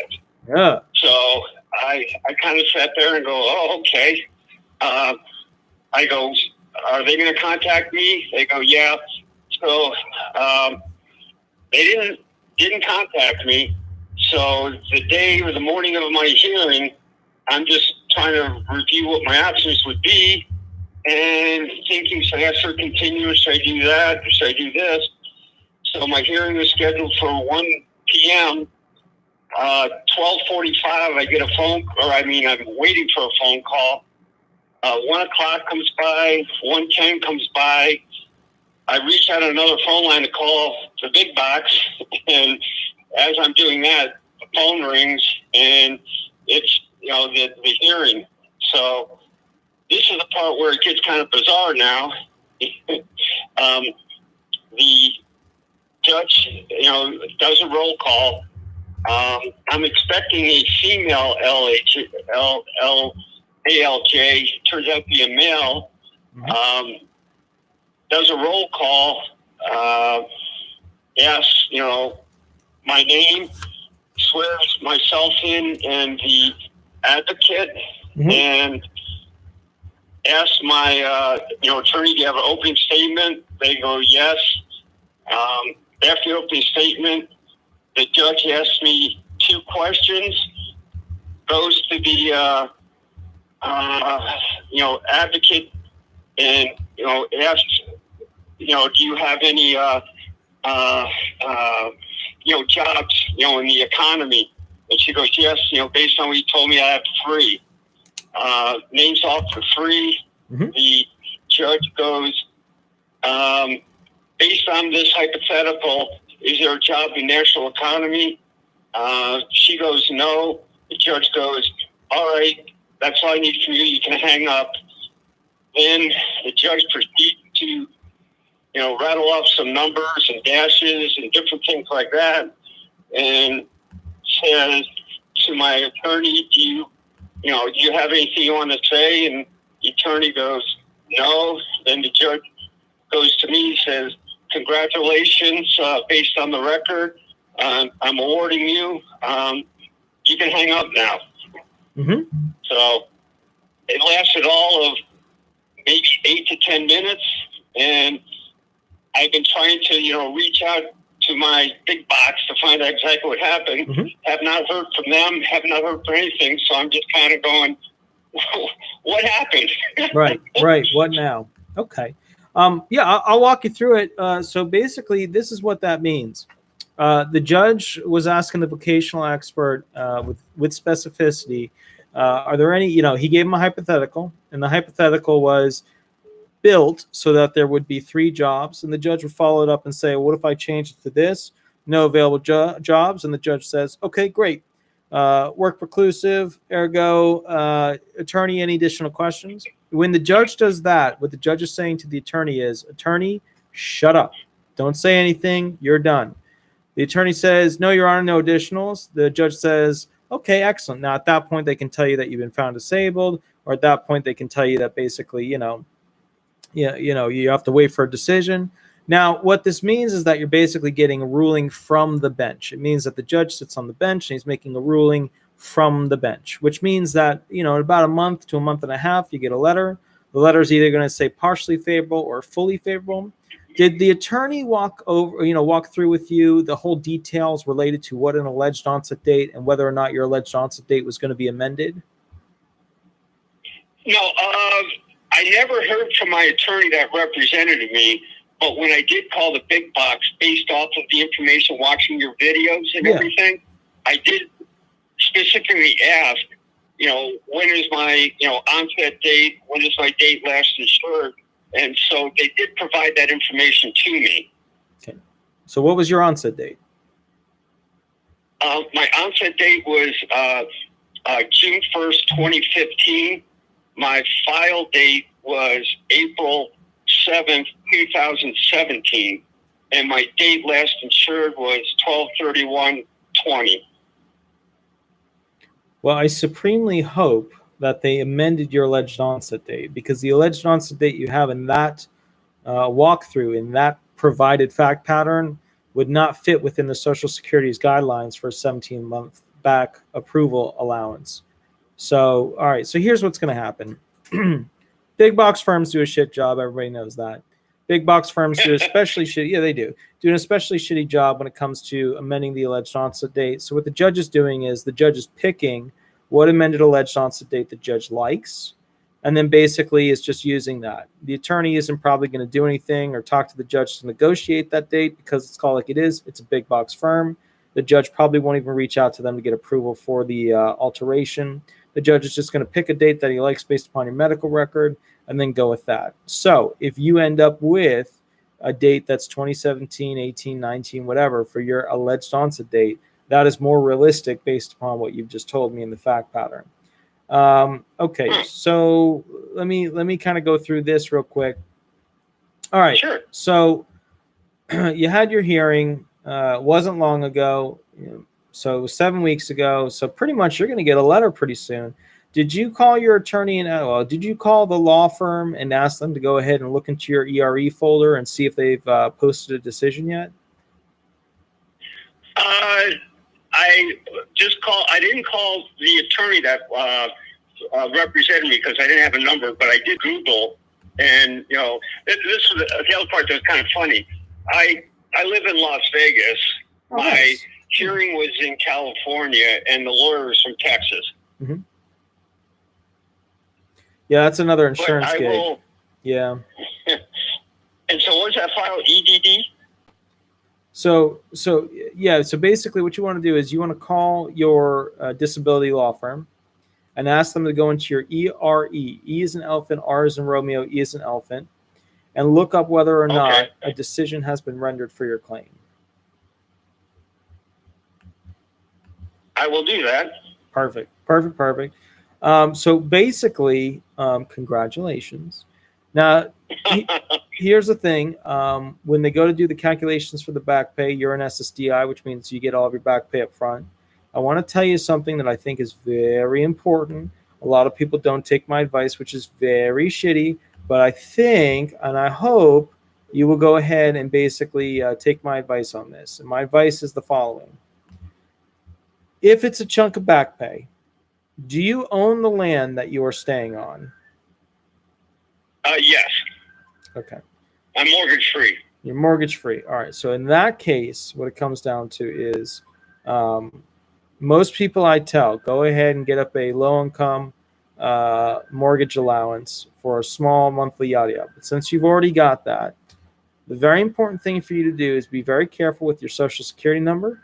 Be very careful with your social security insurance card and the money card that they might send you, being called the Direct Express. Because right now there is rampant, and I mean rampant, fraud going on where people are just taking the codes from the cards and basically going ahead and transferring electronically the funds that you were supposed to get. So just be very careful because it is rampant. All right. Other than that, good sir. I do have one last. Yeah, go for it. Yeah, I do have one last question. I did send you an email earlier today. Okay. If you could respond back to me on that email with a, because I want to basically, give you a retainer for helping me through this, because even though my hearing only lasted, 10 minutes, the information that you provided to me and the videos that you had helped me tremendously. Oh. So I want to make a donation, but I didn't know how to do that. So if you could send me an information on that, I'd love to do that. Absolutely. And I really appreciate it. I basically set up a donation thing so that there's a donation for the law firm to get a bigger law firm office. There's a donation for spaceconstitution.com, but I'll send you the link so you can check it out. And now, with that said, as you go through this process, make sure your attorney tells you about the local field office when they call you, what to expect and things like that, because sometimes they ask some tricky questions, and you have to kind of have the right answers, if you know what I mean, to make sure that you line everything up perfectly. Now, if they won't answer those, reach out to me with an email. I'll check out your email, and then basically I'll get back to you. Okay. And again, thank you very much. And I wish I would found you sooner. I would have used you. But again, thank you. And thanks for all the work you do. Well, thank you, good sir. And you know what? If you get a chance, tell your insurance company to go ahead and check me out. Because I think that there are a lot of people who go with these big box law firms and they don't get proper claim workups. Now, yours was a situation where it went through, but I can guarantee you there was, so you were at the ALJ level, there was probably around, I would say, 60% of people that were in your similar situation with different impairments and yada yada, but that did not get approved. So, which was just, largely due to the big box firm not working the claim up and also the claimant not having the necessary severe impairments. But, reach out to them, send them over. And I'm curious, what insurance company is it that you're utilizing that set you up with the law firm?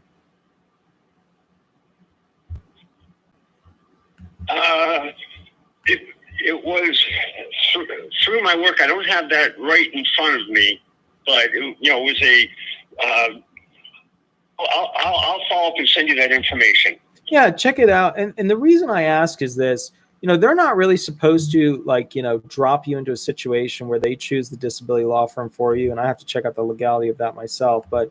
It is one of these things where I do see insurance companies, and usually what they're supposed to do is provide you with a list of law firms that you can choose from. That's what's supposed to happen. But either way, no worries, good sir. I won't get to the email tonight, but shoot me a nudge text tomorrow, and I'll make sure I'll go ahead and check it out. And in the nudge text, make sure you put down what the email was so I know to go look specifically for that email.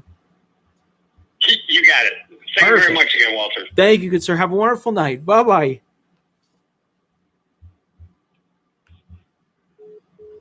All right, guys, that was a very good call. I know we have a couple of more calls. Now, it is getting a little bit late, and I still have to go to the USPS.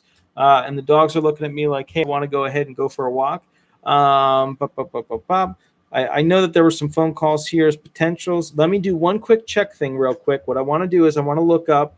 I'm going to go ahead and I'm going to tell you what I'm doing. I'm going to go ahead and text Cheyenne. I am texting you, Cheyenne. Okay. So specifically, Cheyenne, since you're here, is there any phone call that I missed that I absolutely need to make tonight? I'm losing a little bit of my voice, but is there any phone call at all that I missed that I absolutely should be doing tonight? You tell me. This is the part where, oh, she's there. No. Okay, cool. So guys, here's the deal. I have to go to the post office and mail off a bunch of forms and fun stuff. Me, but not live. Okay, cool. Kind of coughed or live is over. Yeah, I'm tired, but you know what? Yeah. Okay, Wolfgang will call you. Okay, cool. Yeah, we'll do that. That's fine. Just Wolfgang, text me first so I know which one is your phone number, because there's still people calling in right now. I'm like, rah! But that's okay. That's no problem. That's how this works. I have to go walk Shadow before he divorces me as his doggy dad. I will catch you guys later. Have an absolutely wonderful night. If you do get a chance, go ahead and go to spaceconstitution.com. And I know all the features aren't set up, but just check it out. It's really cool. I'm really proud of what it's going to become, and I'll catch you later. Have an absolutely wonderful night, and we'll go from there. All right. Thanks so much. Bye-bye.